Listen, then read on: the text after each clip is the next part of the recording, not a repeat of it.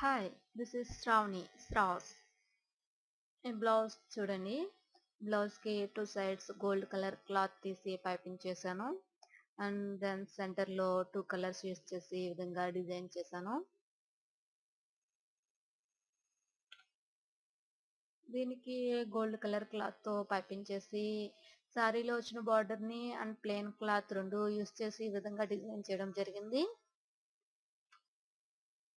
ఇది బ్లౌజ్, ఇది సారీకి వచ్చిన బార్డర్. ఇందులో గోల్డ్ అండ్ ఈ స్కై బ్లూ ఉంది కాబట్టి రెండు కలర్స్ యూస్ చేసి నేను ఈ విధంగా డిజైన్ చేశాను. ఇది మన యొక్క క్రియేటివిటీని బట్టి ఉంటుంది. మనకు నచ్చిన విధంగా మనం డిజైన్ చేసుకోవచ్చు.